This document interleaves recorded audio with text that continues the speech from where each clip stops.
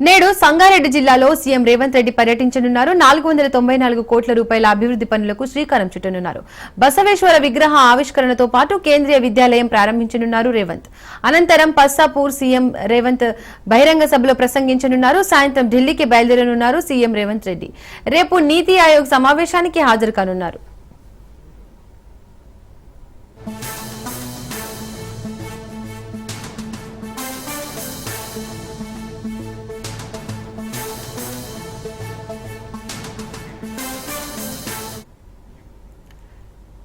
సంగారెడ్డి జిల్లా జహీరాబాద్ లో సీఎం రేవంత్ రెడ్డి పర్యటన ఏర్పాట్లను మంత్రి దామోదర్ రాజనరసింహ పరిశీలించారు. జహీరాబాద్ ఎంపీ సురేష్ షెట్కార్, జిల్లా కలెక్టర్ క్రాంతి వల్లూరు, ఎస్పీ పరితోష్ పంకజ్ తో కలిసి ఏర్పాట్లను సమీక్షించారు.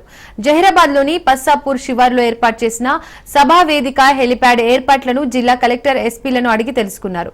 అనంతరం హుగ్గెల్లి చౌరస్తాలో సీఎం ప్రారంభించనున్న బసవేశ్వర విగ్రహం, మాచనూరు శివార్లోని కేంద్రీయ విశ్వవిద్యాలయం, నిమ్జ్ ప్రత్యేక రహదారి ప్రారంభోత్సవ ఏర్పాట్లను దామోదర రాజనరసింహ క్షేత్రస్థాయిలో పరిశీలించారు.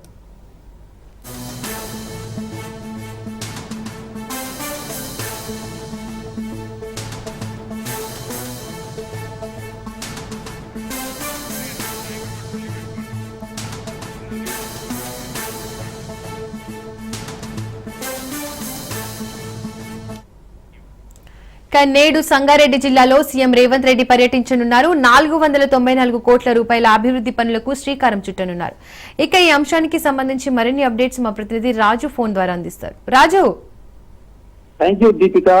హైదరాబాద్ నుంచి నేరుగా 11 గంటలకు హెలికాప్టర్ లో జహీరాబాద్ చేరుకుంటారు. అక్కడ చేరుకున్న అనంతరం జహీరాబాద్ సంబంధించి 499.67 కోట్ల రూపాయల అభివృద్ధి పనులకు ప్రారంభోత్సవాలు మరియు శంకుస్థాపనలు చేస్తారు. ముఖ్యంగా 100 కోట్ల రూపాయలతో రైల్వే ఓవర్ బ్రిడ్జి ప్రారంభిస్తారు. అనంతరం నిమ్స్ ప్రాజెక్ట్ లో ఉన్నటువంటి 100 కోట్లతో నిర్మించిన 4 నెలల రహదారిని ప్రారంభిస్తారు. అదేవిధంగా మాచనూరులో 26 కోట్లతో నిర్మించిన కేంద్రీయ విద్యాలయ భవనాన్ని ప్రారంభిస్తారు. అదేవిధంగా హుగ్గెల్లిలో బసవేశ్వర విగ్రహం ప్రారంభిస్తారు. అనంతరం పస్తాపూర్ లో చేరుకొని మహిళా సంఘాలకు చెక్కుల పంపిణీ, తద్వారా మరికొన్ని అభివృద్ధి పనులకు శంకుస్థాపనలు, ప్రారంభోత్సవాలు సభా వేదిక ద్వారా చేస్తారు. అనంతరం సభా వేదికలో పాల్గొని ప్రజలుద్దేశించి మాట్లాడతారు. రాబోయే రోజుల్లో అభివృద్ధి పనులకు సంబంధించినటువంటి విషయంలో కూడా పూర్తి స్థాయిలో చర్చించే అవకాశం కూడా ఉంది. దానికి సంబంధించి ఇప్పటికే జిల్లా కలెక్టర్ వల్లూరు క్రాంతి, అదేవిధంగా జిల్లా ఎస్పీ పరితోష్ పంకజ్ పూర్తి స్థాయిలో బందోబస్తు ఏర్పాటు చేశారు. మొత్తానికి 1100 మంది పోలీసులతో ఇక్కడ బందోబస్తు అయితే ఏర్పాటు చేశారు. ఇంకా జిల్లా ఈ కార్యక్రమంలో ముఖ్యమంత్రితో పాటు జిల్లా మంత్రి దామోదర్ రాజనరసింహ, ఇన్ఛార్జ్ కొండా సురేఖమ్మ గారు కూడా పాల్గొంటారని చెప్తున్నారు. మొత్తానికి మరికొన్ని అభివృద్ధి పనులకు కూడా వీళ్ళు విజ్ఞాపనలు ఇచ్చే అవకాశం కూడా ఉంది. అదేవిధంగా టీఆర్ఎస్ పార్టీ నాయకులు ఇప్పటికే బసవేశ్వర ప్రాజెక్టు పనులు పునరుద్ధరించి వెంటనే పనులు ప్రారంభించే విధంగా చర్యలు తీసుకోవాలి, ఇది ముఖ్యమంత్రి దృష్టికి తీసుకువెళ్ళాలని చెప్పి కూడా డిమాండ్ చేసిన పరిస్థితి. అదే ఈ రోజు తెల్లవారుజాము నుంచి బీఆర్ఎస్ నాయకులందరినీ కూడా అరెస్ట్ చేసినటువంటి పరిస్థితి కనిపిస్తా ఉంది. రైతు నాయకులను కూడా అరెస్ట్ చేస్తా ఉన్నారు.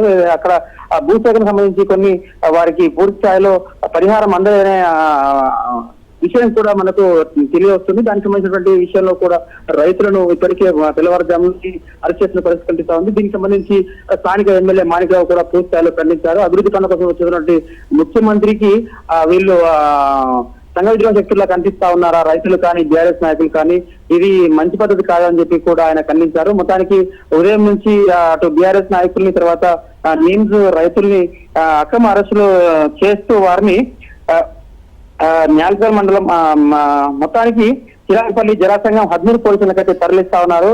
అయితే ఇప్పటికే కాంగ్రెస్ ప్రభుత్వం వచ్చిన తర్వాత 6 పథకాలకు సంబంధించి ఇప్పటికే పూర్తి స్థాయిలో ప్రారంభించాం.